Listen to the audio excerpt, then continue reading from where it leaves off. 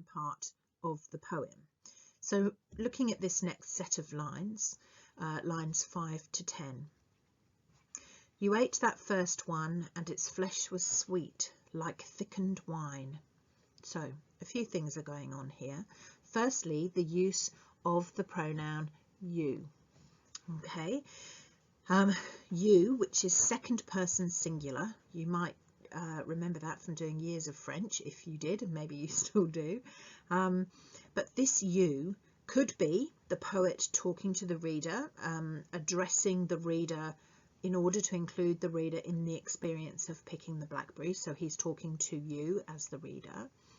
It could also be perhaps another poet, another person rather, in the poet's mind as he reflects, maybe somebody with whom he shared this memory of picking the blackberries. But I think what he is referring to is something more universal, more general. And let me explain myself. Sometimes when you are talking to your friends, you might say, when you go to the cinema, you have to remember to bring your money. You're talking about people in general. You're not talking about you particularly, or the person to whom you're talking. And I think that this is what Heaney is doing. I think that Heaney is including himself and you and all people in this you at the start of this line. I think that the reason why I think this, and why this is my interpretation, is because if he's talking about everyone, including himself, then he is saying that in the same way that change from season to season is inescapable in nature, it just happens, so too is the idea that change from one phase of life to another, childhood to adolescence, adolescence to adulthood, etc., and so on, is an inevitable part of life that affects everybody. And so that's why I think he's talking about a universal you. So in the first 4 lines, I introduced the idea of temptation, and that was offered by the poet in line 3. And we can see this again in line 5 through that beautiful simile.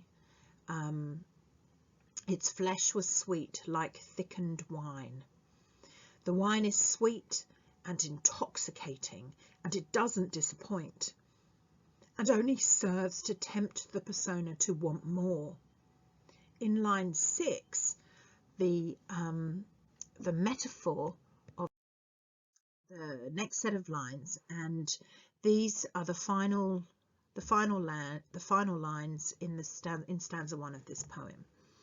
Now, first of all, in line 11 we have listing of hayfields, cornfields, and potato drills, coupled with the verb trekked.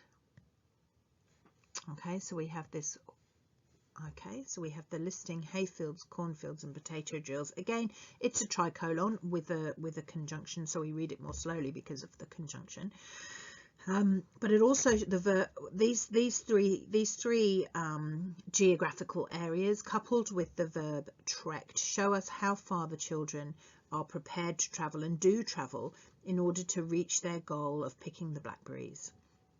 In line 12, the verbs trekked and picked show that their quest is unending.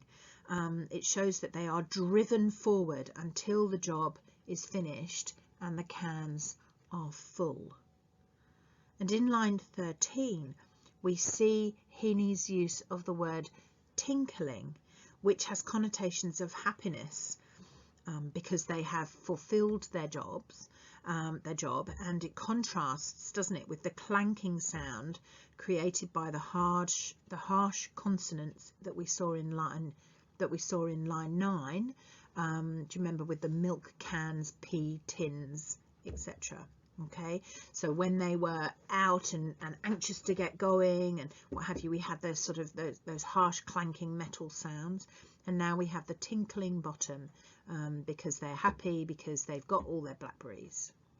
Okay, in line 14, with green ones and on top big dark blobs, burned like a plate of eyes. Heaney's superb use of language through the alliteration of big dark blobs, burned.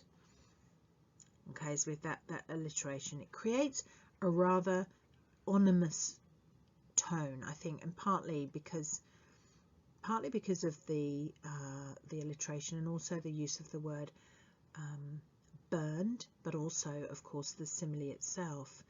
The simile, like a plate of eyes, makes it feel like the children are being watched. And in line 10, I mentioned that it seemed as though the children were at the mercy of the natural world, being scratched by the briars of the blackberry bush. And here we see the same idea again. The plosive alliteration of the B and the P echoes the plop of the blackberries in the tin, and